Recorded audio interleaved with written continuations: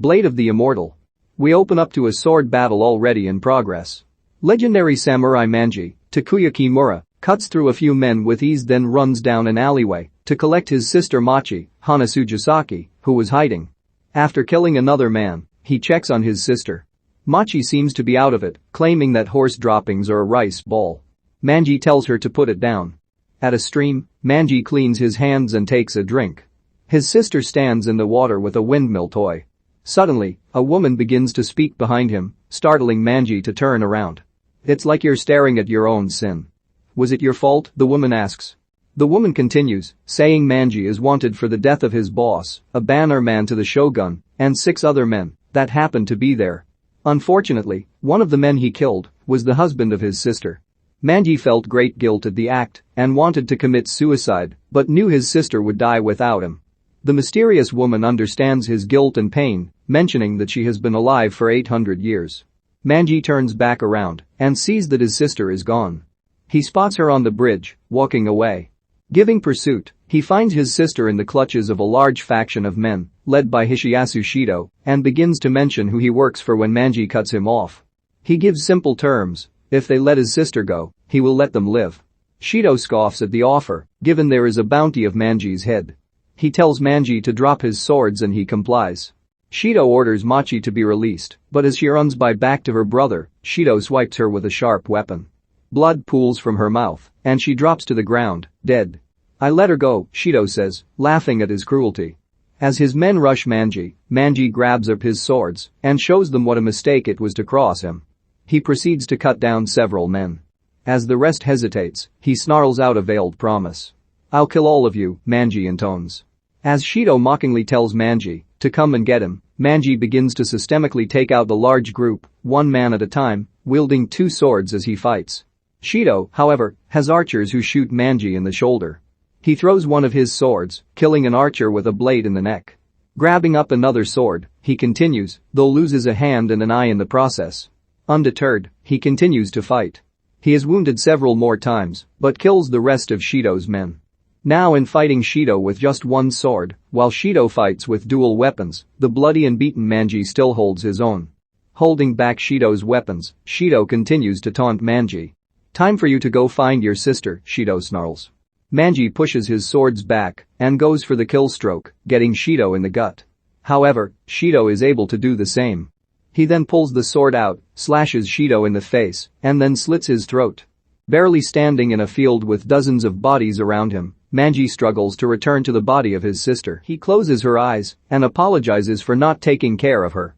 He collapses to the ground. The mysterious woman comes up to him, and Manji tells her to grab a sword and end his suffering. With his sister dead, life has no meaning for him. "After you killed all these men? How very self-centered," the woman replies. The woman instead takes a blade and digs into his chest. She reveals her name to be Aobikuni and places bloodworms born of the Holy Lama on his body, telling him they will live inside him. As the film turns from black and white into color, Manji screams and we see his hand reattached to his body. At a dojo, several men and a lone girl train with wooden swords. The young girl is Rin Asano, Hana Sugisaki, in a dual role. Her mother talks to her after, wishing she would take more interest in cooking and sewing, roles more suited for women. However, Rin notes their school only licenses 1 fighter a generation, and if she wants to be the one, she cannot sacrifice a single day of training. Her father, mother, and some of the other students laugh at her ambition, yet cannot help but be humbled by her determination. At dinner, Rin is scolded by her mother for not eating in a ladylike manner, to which Rin says she is eating as slow as possible. Her mother asks where she went wrong, with her father giving a small smile. Rin's mother says she thought she was raising her daughter to be graceful, ready to accept and embrace all that comes with womanhood. "Just write me off as a failure," Rin replies. As she goes for seconds, her mother can't help but smile at her strong-willed daughter. Suddenly, the family hears banging inside the home. Her father grabs a sword and goes out to investigate. He finds a small clan waiting for him. A man, Anatsu Kajihisa, Sato Fukushi, begins to speak, saying they are part of the Ito Ryu, a clan that cares nothing for schools, disciplines, or weapon types. "Our only aim is to win," the man says. Rin's father recognizes them as the group that is destroying schools all over Ito. Anatsu makes it clear, either Master Asano joins their clan, or they will all be destroyed. Master Asano tells them they are out of their minds. Anatsu lets him know that they have murdered all his students, and he is the only one left. Anatsu notes that his clan does believe in one-on-one combat and will fight him in this. Master Asano unsheathes his sword and rushes to strike, with Anatsu quickly parrying his blade. Lightweight, Anatsu says mockingly. Master Asano moves away to make another blow, only for Anatsu to quickly swipe Master Asano down the center of his body, dropping him quickly, to the horror of his wife and daughter. As he begins to walk away, Anatsu is asked what is to be done with Rin and her mother. With no emotion, Anatsu tells his men, to do as you like. However, he warns them to not touch Rin as sporting with children is vulgar. The men rush Rin's mother, Lady Toki, and begin to rape her as she wails. One man notices a sword and takes it as a trophy. Rin tries to go to her mother when one of Anatsu's men pulls her outside, taking pity on her. Covering her in his robe, he tells her to shut her eyes and plug her ears for what happens next will drive her mad. Later, after the men are gone, Rin sits next to the body of her slain father and sobs. At her parents' grave, Rin prays. She begins to train once more, looking for revenge. Out of nowhere, Yaobikuni reappears and asks who sleeps in the grave she stands by. Rin says it is her father. Yaobikuni asks about her mother, and Rin replies the day her father was killed, her mother disappeared. Yaobikuni asks her what she plans to do. Rin says she will find her mother and kill the clan that destroyed her family. Yaobikuni mockingly laughs at her, and Rin storms off. Yaobikuni tells her to hire a bodyguard. She knows of a man in Edo that can never die. Yaobikuni tells Rin to find that man. Rin goes around town, searching for this immortal man. After a while, she is directed to a shack in the middle of nowhere. As she walks up, she sees him cut a log with 2 blades. She asks if he is Manji. He calls her Machi, taken aback by her resemblance to his dead sister. Rin asks for his help to avenge her father. Manji asks who told her about him. Rin mentions Yaobikuni, and he replies she'll say anything. Manji is dismissive, telling her to go home. He speaks that he needs to know a reason to kill someone. Rin tells him that Anatsu killed her father and took her mother away. Manji tries to place her quarrel in a simple good versus evil logic problem, but Rin screams that she just wants them dead. Manji asks if she is willing to do anything, and Rin silently nods yes. Manji asks her to show him, and when she hesitates he claims she is all talk. Rin begins to disrobe, thinking that he meant if she is willing to prostitute herself for help, but Manji stops her, saying she is just a kid. As she goes to leave, Manji stops her, reminding her of his warning of bandits. He makes it clear he is not helping, but will just walk her back into town. He notes perhaps will be someone out there to practice on. It is now night. A man, Sabato Kuroi, Kazuki Kitamura, speaks out a love poem, like sand, like long black hair. Like the brief flutter of a butterfly or the sea. Weeping in desolation, I look at the sky. All I am now, homesick and reaming. We see Rin walking across the bridge. She looks over and sees Sabato. He was the Ito Ryu clan member that spared her the memory of her mother's rape. Rin says he has been sending her love poems for 2 years since that day and has been driving her crazy. Sabato says ever since the night he held her trembling, he has burned with love for her. He plans to kill her and make her forever his. Rin unsheathes her sword and begins to fight. Sabato throws a lock of her mother's hair. He then pulls back the cloth on one of the humps of his armor to show the head of Lady Toki. The head speaks to Rin, claiming to be her mother. This only enrages Rin, who screams that she will kill him, even if she has to follow him to hell to do so. Taking some throwing blades, she throws them at him, but he easily deflects them. Suddenly, Manji appears and chides Sabato for attacking a child. Sabato tells him to stay out of it, for this is their magic moment. Manji pulls out his swords in response. Sabato walks away and insulted, Manji charges him, wounding him. Manji asks for the location of Anatsu or he will die. Sabato seemingly kills Manji and removes his mask to Rin, showing his scarred face. As he preps to strike, he is stabbed through the chest by the revived Manji. Sabato charges him, and while Manji blocks him with one sword, he cuts him down with another. You're lucky. You can die, Manji pants as he painfully heals. Manji explains to Rin that Yaobikuni put blood worms in him which allows him to heal. Manji watches as Rin sobs over her mother's hair. He tells her, changing his mind, that if she wants vengeance, she will have to train harder and will begin tomorrow. He then tells her if she needs a shoulder to cry on, she can borrow his for a while. She breaks down as he stoically listens. Anatsu meets with a man, Lord Habaki, who wonders why he would be out of the open given his infamy. Anatsu speaks of breaking down barriers and having just one school of swordsmanship. The man tells Anatsu that they wish to open fencing school for the Shogun Gate and want him and men to head it. Anatsu says he is open to it on the conditions that the school is called Ito Ryu and he is made head of the academy. Anatsu states that if it were not that he is so sure of his abilities he would not request it. Lord Hibaki tells Anatsu he will speak to the council of elders about his terms and requests time to do so. One of Anatsu's men arrives and tells him of Sabato's death and that he had been around the Asano property often. Anatsu wonders if Rin killed him.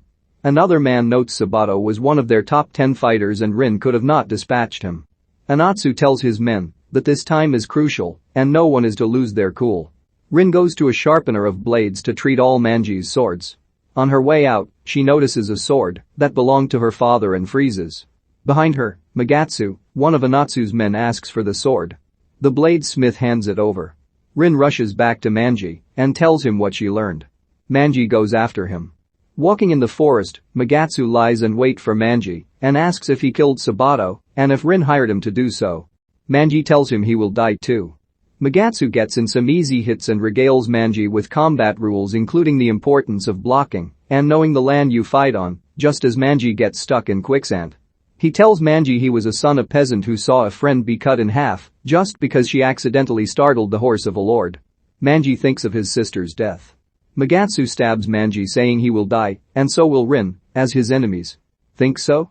Manji asks, pulling out another weapon and gutting Magatsu to his shock. Manji pulls himself out of the quicksand and forces the knife out of his body. Magatsu looks on in horrified shock as he watches Manji heal. I'm afraid you're not the only hero of a sad story, Manji says. As he walks away, to let Magatsu bleed to death, he mockingly asks for his name. Rin reunites with Manji and thanks him for bringing back her father's sword. Rin learns of Machi and realizes that's why he was shocked when he first saw her. She scolds him on keeping his emotions in and calls him brother. Manji says Machi called him big brother. Rin calls out to him calling big brother only for Manji to scream at her to shut up. Anatsu meets with Magatsu, who survived his attack. He tells Anatsu of Rin's bodyguard and how is a monster. In town, Manji orders tea. A monk, with a wicker basket on his head, comes up to Manji and notes the map Manji is studying. He speaks of a clan that forced all the schools of fencing to submit to them, the Ito Ryu clan. The monk even speaks of the man you two are searching for and depending on Manji's answer, the monk will tell him. Manji puts a sword to the man's throat, asking how he knew he wasn't alone. The man takes off the basket and introduces himself as Shizuma Aiku, a swordsman of the Ito Ryu, and offers an alliance to kill Anatsu. Manji declines his offer, but lets him live. In response, Shizuma unsheathes a sword and fights Manji. However, he is quickly killed by Manji, or so it seems. Shizuma gets back up, and Manji realizes that he is afflicted with the same curse as he is. Shizuma tells them he has been cursed for 200 years and is haunted by all the dead that has come his way yet he remains. He tells Manji to rethink his offer. Shortly after, Manji begins to convulse and explosively bleed. He realizes that Shizuma put something on his sword to weaken his bloodworms. Rin runs to get a doctor despite his protests and is quickly captured by Shizuma. At night, Shizuma relates that he needs someone like Manji, thus is why he targeted him. He sticks a blade in Rin's mouth and cuts her, then stabs his own hand, melding his blood with hers. He tells her to lick his wounded palm. If she does, the worms will go to her and she'll be immortal too. As she goes to do it, he stops her. He was mocking her. If it were true, he wouldn't have to lose anyone he cared for. Manji bursts through the shed and challenges Shizuma to a duel, saying the moon is perfect for last rites. They begin to trade blows, but both being immortal can't bring the other down. Rin cuts off her restraints and comes outside to see Manji has impaled Shizuma with 8 or so blades.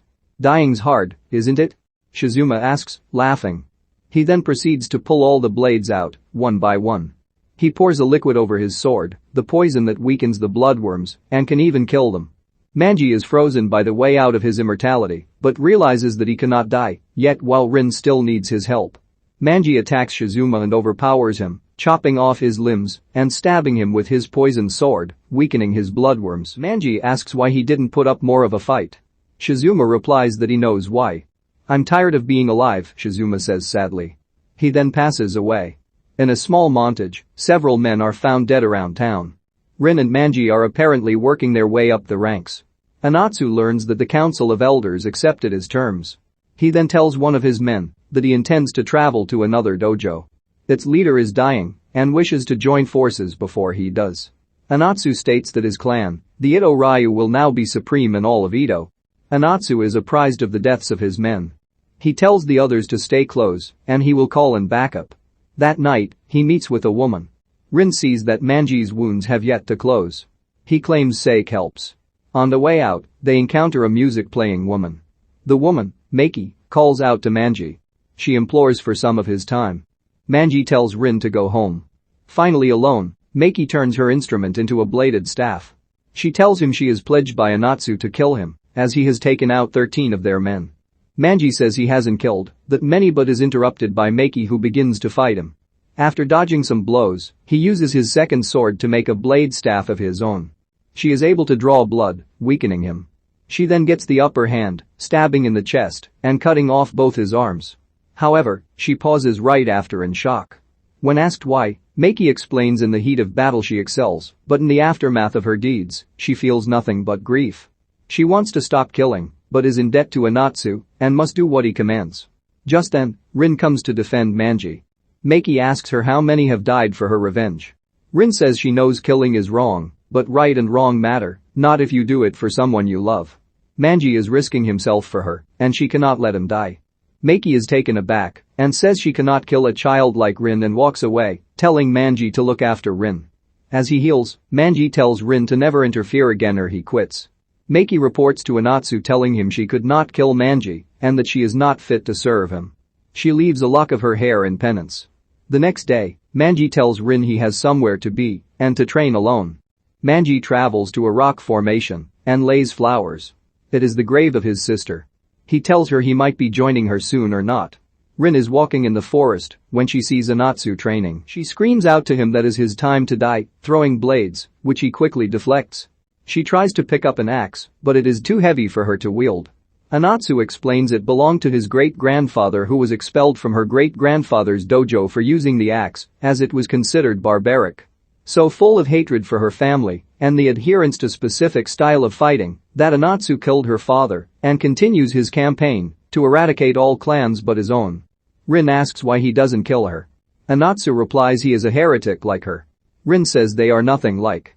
Anatsu thinks otherwise. Manji returns home. Rin is there. Manji asks what is wrong. Rin replies nothing. Anatsu learns of a banquet for Ito Ryu, but has other plans. He tells another to go in his place. Rin and Manji notice a Ito Ryu clan member, but another man gets to him and kills him.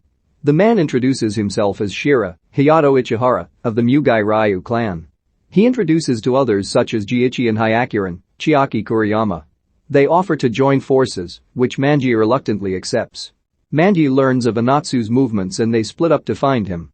Thinking Anatsu is dressed in drag, Shira, Manji, and Rin corner a woman, supposedly him. Shira strikes the woman, revealed not to be Anatsu, but someone hired to carry a wooden axe. Two men loyal to Anatsu arrive, and the three realize it was a trap to lure them out. Shira cuts the leg off one of the men and kills him, while Anatsu kills the other. Shira then proceeds to stab the woman's hands together in order to rape her.